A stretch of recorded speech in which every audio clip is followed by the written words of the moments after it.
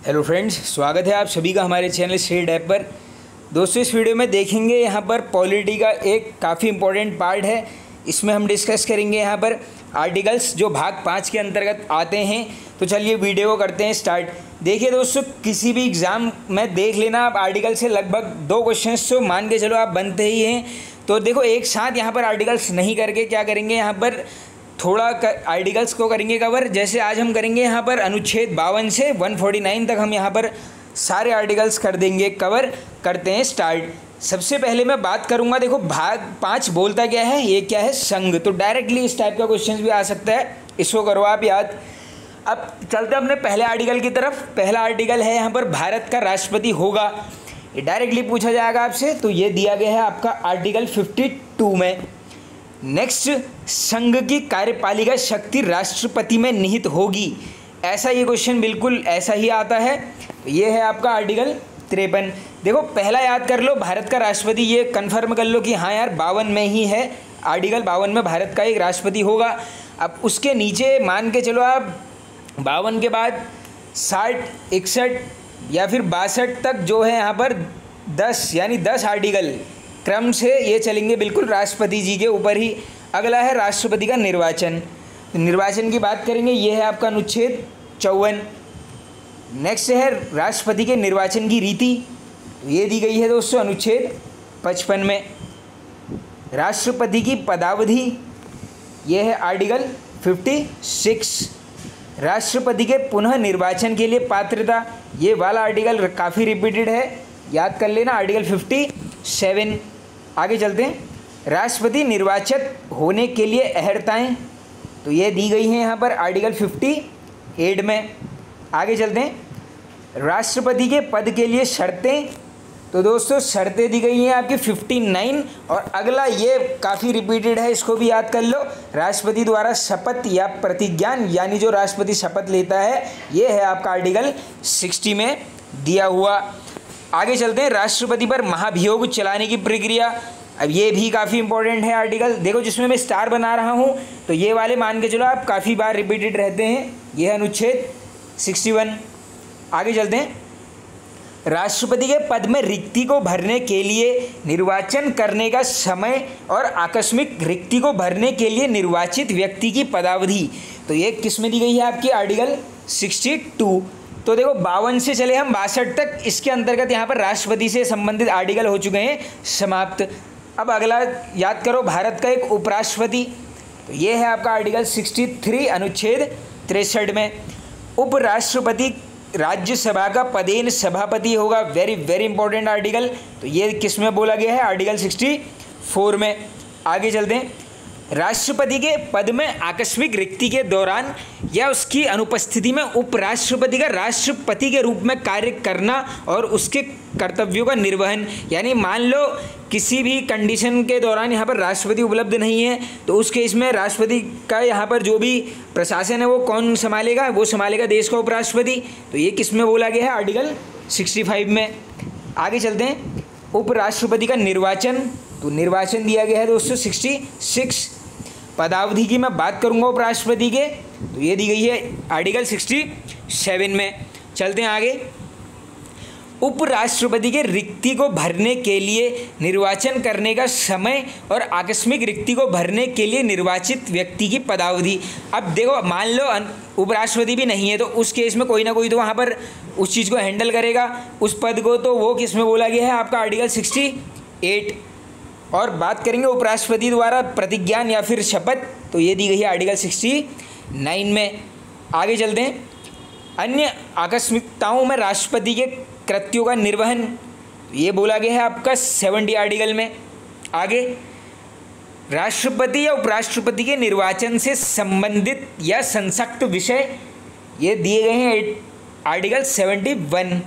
अगला मैं इसको आपको सीधे सीधे समझा देता हूँ। जैसे मान लो किसी व्यक्ति को हो गई है फांसी की सज़ा, तो इसको केवल और केवल क्या करेगा, राष्ट्रपति ही क्षमा कर सकता है। यानी डायरेक्टली अगर पूछ लेंगे क्षमादान किस में दिया गया है, ये है आपका आर्टिकल 72, आर्टिकल 72 संबंधित है क्षमादान से।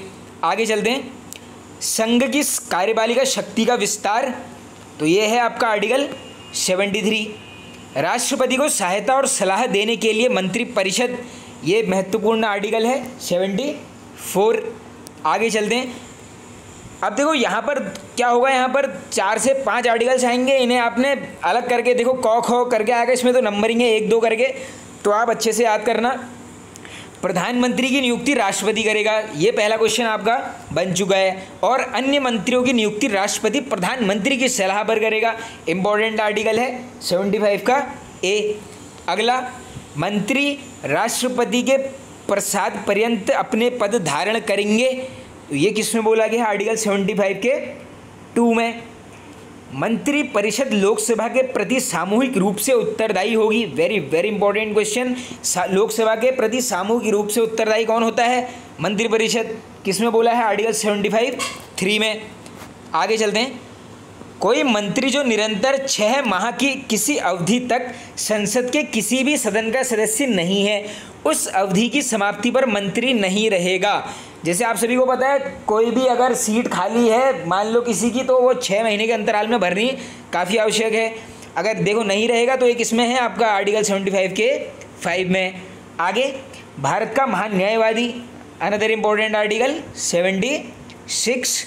आगे, भारत सरकार की समस्त कार्यपालिका कार्यवाही राष्ट्रपति के नाम से की ही जाएगी, तो ये किसमें है, आपका आर्टिकल 77 में। आगे चलते हैं। संघ के लिए एक संसद होगी जो राष्ट्रपति और 2 सदनों यानी देखो लोकसभा और राज्यसभा से मिलकर बनेगी, तो ये किसमें है, आपका अनुच्छेद 79। इसको मैं ऐसे याद करा देता हूँ, देखो ये वर्ड याद कर लो आप, सौरलो यानी सरल, 100 में है आपका संसद, आर्टिकल 79। रॉ में है आपका राज्यसभा, आर्टिकल 80, लॉ से हो गया लोकसभा, आर्टिकल 81। तो ये 79, 80, 81 ये तीनों हो गए हैं कवर। आगे, संसद के सदनों की अवधि, तो ये दी गई है आर्टिकल 83। संसद की सदस्यता के लिए अहर्ताएँ, तो सदस्यता के लिए जो भी यहाँ पर आवश्यक अहर्ताएँ हैं ये दी गई हैं आपकी आर्टिकल 84 में। संसद के सत्र, स्त्रावसान और विघटन, अनदर इम्पोर्टेंट, याद कर लेना, आर्टिकल 85। आगे चलते हैं। सदनों में अभिभाषण का और उनको संदेश भेजने का राष्ट्रपति का अधिकार, तो ये दिया गया है आपका आर्टिकल 86। देखो दोस्तों, मान के देखो आर्टिकल तो बिल्कुल कन्फर्म ही आते हैं और याद भी करने ही पड़ेंगे। देखो एग्ज़ाम अगर निकालना है तो दोस्तों देखो जीएस में तो बिल्कुल फोकस करना ही पड़ेगा। आगे चलते हैं। राष्ट्रपति का विशेष अभिभाषण, ये भी महत्वपूर्ण है काफ़ी, 87 आर्टिकल। आगे, सदनों के बारे में मंत्रियों और महान्यायवादी के अधिकार, तो ये दिए गए हैं 88 आर्टिकल में। राज्यसभा का सभापति और उपसभापति, याद कर लो ये दोनों ही, आर्टिकल 89। आगे, उपसभापति का पद से रिक्त होना, पद का त्यागना और पद से हटाया जाना, ये भी इम्पोर्टेंट है, आर्टिकल 90। आगे चलते हैं। जब सभापति या उपसभापति को पद से हटाने का कोई संकल्प विचाराधीन हो तब उसका पीठासीन न होना, तो ये बोला गया है आपका आर्टिकल 92। आगे, लोकसभा का अध्यक्ष और उपाध्यक्ष, इसको याद कर लेना, आर्टिकल 93। अध्यक्ष और उपाध्यक्ष का पद रिक्त होना, पद त्याग या फिर पद से हटाया जाना, ये देखो ये लोकसभा अध्यक्ष और उपाध्यक्ष की बात चल रही है, ये है आर्टिकल 94। देखो 93 अगर याद है क्या, लोकसभा का अध्यक्ष और उपाध्यक्ष ये दिया गया है 93 में, तो अगर इनका पद रिक्त है तो वो याद कर लेना उसके एक स्टेप नीचे यानी 94 में। आगे चलते हैं। सभापति और उपसभापति तथा अध्यक्ष और उपाध्यक्ष के वेतन और भत्ते, तो ये किस में है, आपके आर्टिकल 97 में। आगे चलते हैं। सदस्यों का शपथ या प्रतिज्ञान, ये महत्वपूर्ण है, 99। सदनों में मतदान, रिक्तियों के होते हुए भी सदनों की कार्य करने की शक्ति और गणपूर्ति, तो ये है आपके आर्टिकल 100 में। चलते हैं आगे। संसद के किसी सदन का सदस्य चुने जाने के लिए आवश्यक निहरताएँ, तो ये दी गई हैं दोस्तों आर्टिकल 102। अब यहाँ से काफ़ी इंपॉर्टेंट आर्टिकल्स आने वाले हैं। संसद सदस्यों के वेतन और भत्ते, तो ये दिए गए हैं आपके अनुच्छेद 106 में। कुछ दशाओं में दोनों सदनों की संयुक्त बैठक, वेरी वेरी इंपॉर्टेंट आर्टिकल 108। धन विधेयक के संबंध में विशेष प्रक्रिया, ये है आर्टिकल 109। और केवल धन विधेयक, देखो ये 3 याद करो, धन विधेयक 110, वार्षिक वित्तीय विवरण या बजट कह लो 112, विनियोग विधेयक 114, ये तीनों ही काफ़ी इंपॉर्टेंट है। आगे अनुपूरक अतिरिक्त या अधिक अनुदान, ये दिया गया है आर्टिकल 115। लेखानुदान, ये भी इम्पोर्टेंट है 116 के क में। वित्त विधेयकों के बारे में विशेष उपबंध, तो ये दिए गए हैं आपके आर्टिकल 117। न्यायालयों द्वारा संसद की कार्यवाहियों की जांच न किया जाना, देखो जांच न किया जाने की बात है, ये है आपका आर्टिकल 122। आगे संसद के विश्रांति काल में अध्यादेश प्रख्यापित करने की राष्ट्रपति की शक्ति, तो ये दी गई है 123 आर्टिकल में। अब यहाँ से तो सारे ही इंपॉर्टेंट हैं, एक एक करके याद करना। उच्चतम न्यायालय की स्थापना और गठन 124, उच्चतम न्यायालय के न्यायाधीशों के वेतन आदि आर्टिकल 125, कार्यकारी मुख्य न्यायमूर्ति की नियुक्ति आर्टिकल 126, तदर्थ न्यायाधीशों की नियुक्ति। तो देखो इसमें आपने क्या याद करना है ना दोस्तों, 124 आपने बस याद कर ही लेना है कि उच्च न्यायालय का गठन और स्थापना 124 में। फिर इसके आसपास नीचे को जो है वो आपको कोर्ट से संबंधित ही वहाँ पर मिलेगा, तो ऑप्शन में एलिमिनेट के हिसाब से भी कर सकते हो। आगे चलते हैं। उच्चतम न्यायालय का अभिलेख न्यायालय होना, ये है आर्टिकल 129। उच्चतम न्यायालय का स्थान, तो ये दिया गया है आर्टिकल 130। कुछ मामलों में उच्च न्यायालयों से अपीलों में उच्चतम न्यायालय की अपीली आधिकारिकता, तो ये दी गई है आर्टिकल 132 में। नेक्स्ट चलते हैं आगे। निर्णयों या आदेशों का उच्चतम न्यायालय द्वारा पुनर्विलोकन, यानी दोबारा से विचार करना इम्पोर्टेंट है, 137 में है ये। कुछ रिट निकालने की शक्तियों को उच्चतम न्यायालय को प्रदत्त किया जाना, वेरी वेरी इंपॉर्टेंट, आर्टिकल 139।